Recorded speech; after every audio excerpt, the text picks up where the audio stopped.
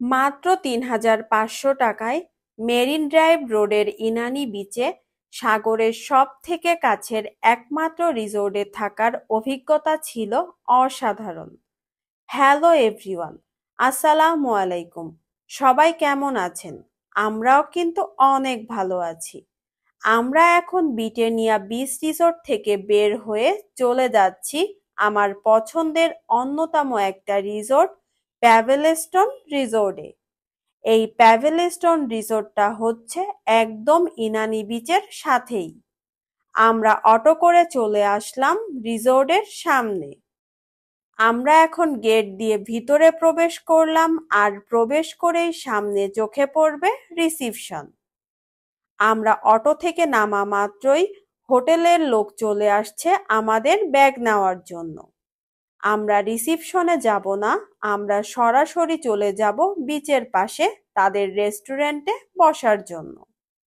দেখতেই পাচ্ছেন আশেপাশে কি পরিমাণ ফুলের বাগান আর কি সুন্দর লাগছে পরিবেশটা। সত্যি বলতে অসাধারণ একটা পরিবেশ পাবেন এই রিসোর্টে।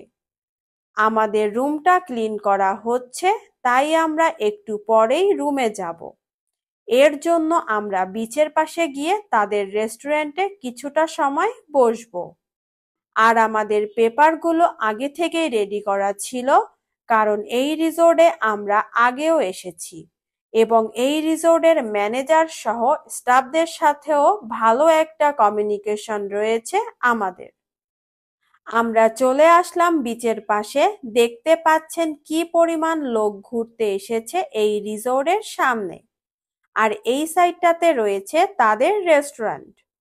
আমরা এখন এখানে বসে কিছুটা সময় রেস্ট করব। মাশাআল্লাহ, তাদের রেস্টুরেন্টগুলো কিন্তু অনেক সুন্দর। এখানে বসে সমুদ্র দেখতে দেখতে খাবার খাওয়ার মজাই আলাদা। আর ওই যে দেখা যাচ্ছে নীল সাগর।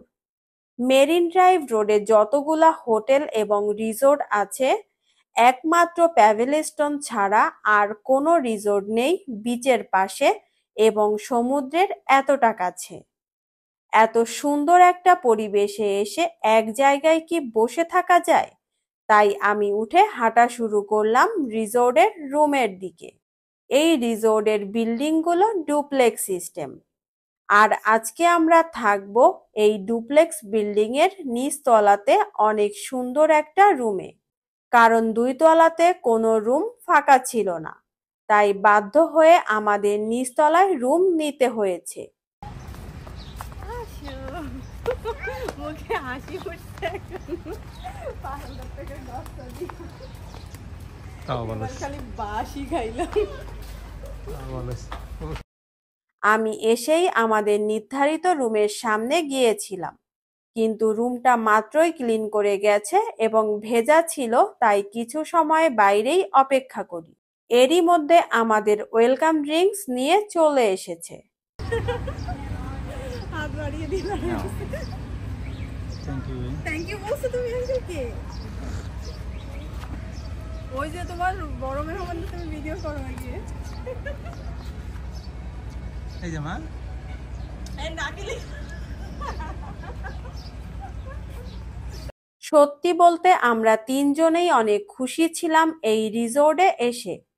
রিসোর্টের এই সাইডটাতেও কিছু রুম রয়েছে, এখানে রিসোর্টের স্টাফরা থাকে। আর একটা জিনিস আমার কাছে সব থেকে ভালো লেগেছে, তা হলো এই রিসোর্টটা যথেষ্ট নিট অ্যান্ড ক্লিন। এখানে কিন্তু একটা ব্যাডমিন্টনের কোর্টও করা আছে। শীতকালে আসলে আপনারা এখানে অনায়াসে ব্যাডমিন্টন খেলতে পারবেন। এইবার আমরা সরাসরি চলে আসলাম আমাদের রুমে। আর আজকে আমাদের রুমটা হচ্ছে সি ল্যাভেন্ডার। দরজা খুলে রুমে প্রবেশ করেই মনটা ভালো হয়ে গেছে। প্রথমে রয়েছে কিং সাইজের একটা বেড। আর এই বেডটা কিন্তু একটু সাবেকি স্টাইলে ডেকোরেশন করা। এই সাইডটাতে রয়েছে একটা কাবার্ড প্লাস ড্রেসিং টেবিল। খাটের পাশে রয়েছে বেড সাইড টেবিল, সাথে একটা টেলিফোনও আছে। এছাড়াও তার পাশে রয়েছে 2 সিটের একটা সুন্দর সোফা। সামনে রয়েছে একটা টি টেবিলও। আর দেখতেই পাচ্ছেন পর্দার ডিজাইনগুলো কিন্তু একটু রাজকীয় টাইপের। এই সাইডটাতে দেওয়ালে হ্যাঙ্গিং করা রয়েছে একটা বড় এলইডি টিভি। এছাড়াও বসার জন্য এক্সট্রা করে 2টা চেয়ারও আছে। এর থেকে বড় কথা হলো এই রুমটা কিন্তু একটা এসি রুম। চলেন এইবার এই রুমের ওয়াশরুমটা এক পলকে দেখে আসি। প্রথমেই রয়েছে বেসিনের ওপরে মোটামুটি বড় একটা মিরর। সাথে রয়েছে কমপ্লিমেন্টারি টুথপেস্ট, ব্রাশ, শ্যাম্পু সবই।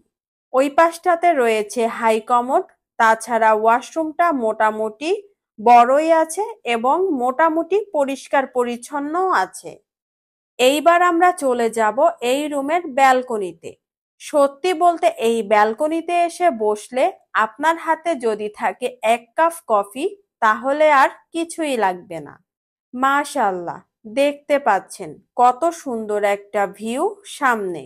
এই সুন্দর ভিউ দেখলে কেউ বলবে না এটা বাংলাদেশ না মালদ্বীপস।